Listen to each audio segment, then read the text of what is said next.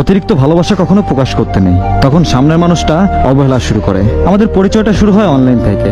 আমি ওরে প্রথম মেসেজ দেই, আর আমার মেসেজ যাওয়ার সাথে সাথে সেও রিপ্লাই দেয়। আর এইভাবে কথা বলতে বলতে আমরা ভালোবেসে ফেলি একে অপরকে।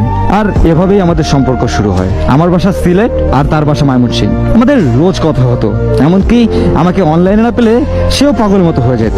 আর আমি ওরে এতটা ভালোবাসি যে যখন যা বলতো আমি তাই করতাম। আমি ওরে এতটাই ভালোবাসি যে খাবার সময়ও পাশে ফোন নিয়ে বসতাম। রাতে ঘুম ধরলে ফোনে সাউন্ড হাই করে ঘুমাতাম, যাতে সে মেসেজ দিলে আমার ঘুম ভেঙে যায়। হাজার ব্যস্ত থাকলেও ওর মেসেজে রিপ্লাই দিতাম।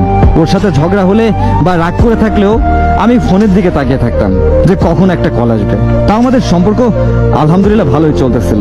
তারপর আমরা পরিবারকে জানাই আমাদের সম্পর্কের কথা, আর আমাদের দুই পরিবার মেনে নেয়। কিন্তু তখন আমি ইন্টার সেকেন্ড ইয়ারে পড়ি। সে জানতো আমার বাবা নেই, বাবা ব্যবসা করতো, আর বাবা মারা যাওয়ার পর আমাদের ব্যবসা দেখতো আমার খালার জামাই। ধীরে ধীরে আমাদের বিয়ের কথা হয় দুই পরিবার থেকে। কিন্তু সমস্যা হয় ওর পরিবার আমাদের কাছে 20 ভরি সোনা চায়। এই কথা শুনে আমার মা ওদেরকে বলে যে আমি দিতে পারবো, কিন্তু দেখেন এত টাকা এখন দিলে আমাদের ব্যবসার অনেক ক্ষতি হবে, যা পরবর্তীতে আমার ছেলের জন্য সমস্যা হবে। আর ছেলেকে ফ্রান্স পাঠাবো বলে পাসপোর্ট জমা দিছি, ওই জায়গায়ও তার অনেক টাকা লাগতেছে।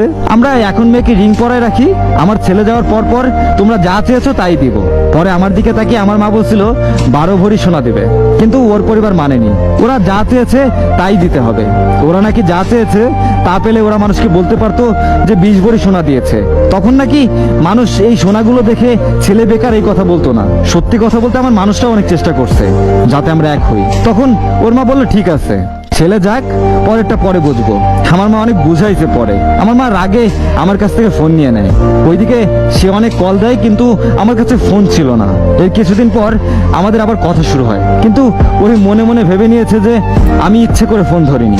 সে বলছিল আমার মা নাকি ওরে আনতে চায় না, কিন্তু আমার মা বলছিল দরকার হলে আমি ওই মেয়ের বাসায় যাব।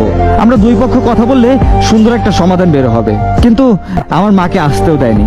আর ওই থেকে শুরু হয় আমার প্রতি ভালোবাসা কমা। আর তখন থেকে ইচ্ছে হলে মেসেজ করতো, ইচ্ছে হলে কল দিত। আর এইদিকে আমি তার মেসেজ বা কল দিলেও সে অনলাইন থাকলেও আমার ফোন ধরতো না, কল দিলেও সে অনলাইনে থাকার পরেও আমার ফোন ধরতো না।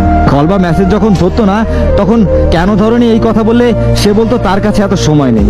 আর এভাবে আমাদের ঝগড়া শুরু হয়। কিন্তু সত্যি কথা, তার একটা মেসেজের জন্য আমি 6-7 ঘন্টা অপেক্ষা করতাম। আমি বলছিলাম আমার উপর বিশ্বাস রাখতে পারো, আমি তোমায় রানী করে রাখবো। কিন্তু সে আমার ভালোবাসা বুঝতে পারেনি। হঠাৎ একদিন সে আমাকে বলেই ফেললো আমার জন্য তার ভালোবাসা কমতে শুরু হয়েছে।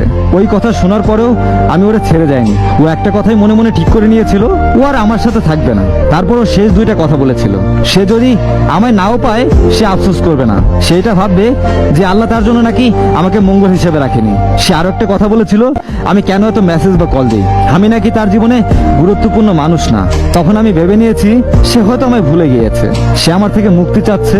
আর আমি তখন নিজে ওর সাথে যোগাযোগ বন্ধ করে দেই। অতিরিক্ত ভালোবাসা প্রকাশ করলে সে মানুষটা তোমাকে অবহেলা করবেই। টাকা পয়সা সোনা দানা এসব কখনো ভালোবাসার ভিতরে থাকে না। কি দিল না দিল এইসব হিসাব ভালোবাসায় থাকে না ভাই। তবে অতিরিক্ত কোনো কিছুই ভালো না। হয়তো এই গল্পটাই তার প্রমাণ। যেমনটা ধরুন মেয়ের মার এত চাহিদা, রাজি তো হয়েছিল ছেলের মা যে দিবে আপনাকে, তো এত তাড়াহুড়া না করলেও পারতো। তারপর ছেলেটার অতিরিক্ত ভালোবাসা, যার কারণে সামনের মানুষটাও চলে গেল। তবে আমার মনে হয় এই গল্পে ভুল বোঝাবুঝিটাই বেশি ছিল, আর অভিমান, যেটাই সুন্দর সম্পর্কটাকে শেষ করে দিল। কোনো কিছু শেষ করতে সময় লাগে না, কিন্তু এটা করতে অনেকটা সময় লাগে। তাই শেষ করার আগেও একটাবার ভালোভাবে সময় নিয়ে ভাবা উচিত, কারণ দ্বিতীয়বার আর প্রথমবারের মতো হয় না। তাই তো বলবো যে যা করবেন বুঝে শুনে করবেন।